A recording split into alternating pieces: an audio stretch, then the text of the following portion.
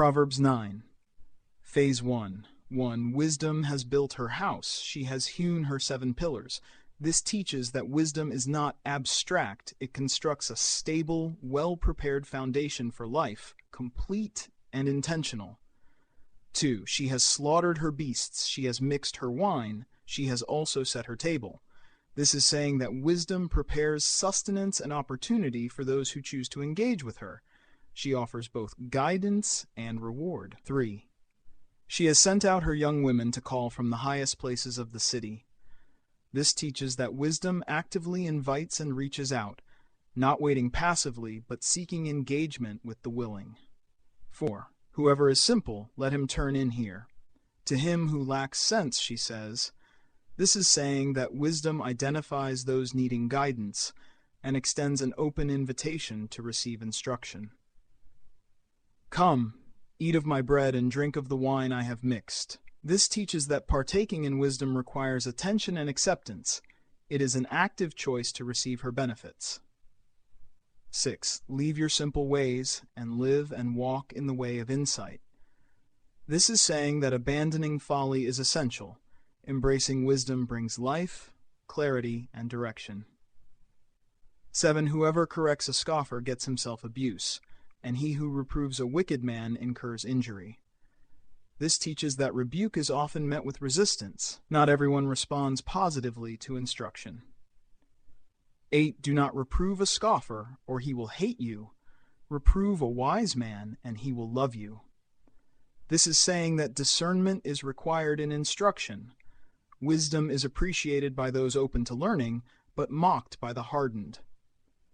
9. Give instruction to a wise man, and he will be still more wise. Teach a righteous man, and he will increase in learning.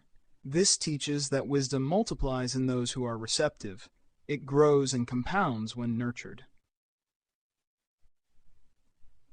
The fear of the Lord is the beginning of wisdom, and the knowledge of the Holy One is insight. This is saying that reverence for God is the foundation for true understanding. Moral and spiritual alignment precede practical insight. 11. For by me your days will be multiplied, and years will be added to your life. This teaches that following wisdom produces longevity, not only in lifespan, but in meaningful, flourishing life. 12. If you are wise for yourself. If you scoff, you will bear it alone. This is saying that choices carry personal responsibility. Wisdom benefits those who seek it, while folly's consequences are suffered individually. 13. The woman Folly is loud. She is seductive and knows nothing. This teaches that destructive influences appear enticing and confident, but are empty, deceitful, and dangerous. 14. She sits at the door of her house, on a seat at the highest places of the city. This is saying that temptation is visible, public, and accessible. It waits to ensnare the unguarded. 15. To call to those who pass by, who are going straight on their way. This teaches that folly targets the unaware, offering diversion to those who are proceeding without vigilance. 16. Whoever is simple, let him turn in here. And to him who lacks sense, she says, this is saying that temptation mirrors wisdom's invitation, seeking to pull away those who are naive or inexperienced. 17. Stolen water is sweet, and bread eaten in secret is pleasant. This teaches that folly often disguises sin as pleasure or reward, promising satisfaction while masking harm. 18. But he does not know that the dead are there, that her guests are in the depths of Sheol.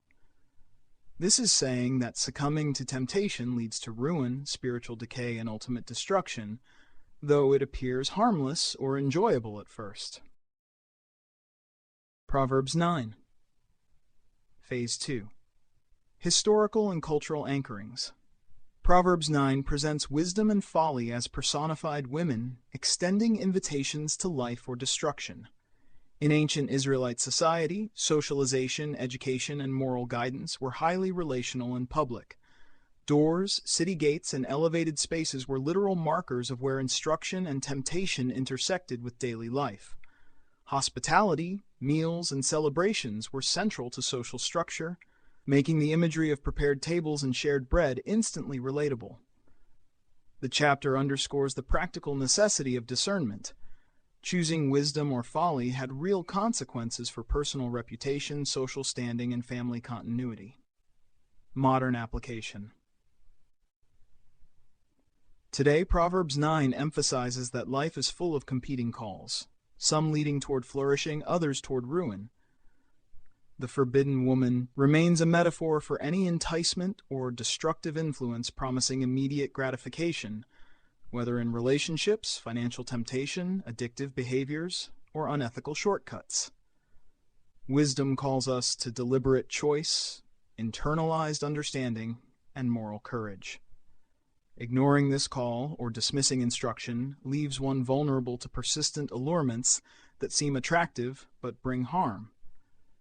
Choosing wisdom over folly is an active decision, not a passive one, and yields both practical and spiritual benefit. Linguistic anchorings. The Hebrew text uses personification, repetition, and parallelism to reinforce moral lessons and memory retention. Wisdom is depicted as proactive, calling out at city gates and crossroads, while folly mirrors these actions to entice the naive. Words like nar, youth simple, isha, woman, and verbs indicating call, sit, and invite create vivid narrative imagery. Numerical and structural patterns, 7 pillars, repeated invitations, enhance recall. Veritas 365 translation preserves these structural and semantic elements while presenting them in accessible, contemporary English without weakening moral urgency. Theological anchorings. Theologically, Proverbs 9 asserts that God provides both opportunity and instruction, inviting humans toward life aligned with His principles. Wisdom is a divine attribute, offering sustenance, protection, and flourishing to those who heed her voice. Folly represents rebellion against divine order, promising pleasure but ensuring destruction. The chapter emphasizes moral responsibility. Individuals choose alignment or opposition, each with consequences that affect both temporal life and eternal outcome. Key themes: wisdom and folly personified. Both actively pursue human engagement. Choice and consequence. Life requires deliberate selection. Folly leads to ruin. Accessibility of guidance. Instruction is available, persistent, and public.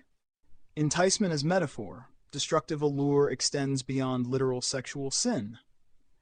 Active pursuit of wisdom. Receptivity, diligence, and moral courage yield life.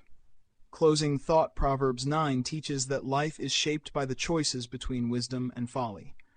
Engagement with instruction and moral discernment is proactive, relational, and essential for flourishing. The chapter warns that succumbing to enticing but destructive influences brings predictable ruin, while embracing wisdom brings sustenance, guidance, and blessing. Reflection prompts. Where in your life are you currently being called toward wisdom or folly? How do you recognize the subtle allure of destructive influences disguised as pleasure or gain? In what ways can deliberate, conscious engagement with instruction protect you from harm? How can you internalize and live out wisdom daily to ensure flourishing and alignment with God's design?